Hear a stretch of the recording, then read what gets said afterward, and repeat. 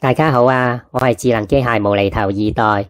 呢位阿生，你有乜水啊？細路我都唔乸識，我知唔係人做人之父無厘頭一代啦。識過晒啊！一代生啊，唔好嬲啊，先笑下先啦。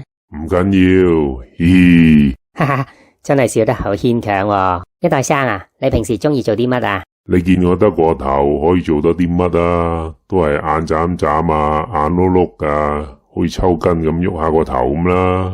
一代生啊，你最中意食啲乜噶？我啊最中意食 High Tea 鋰電池啊，不過食得太飽都會嘔電噶。呢個頻道其實係講啲乜嘅呢？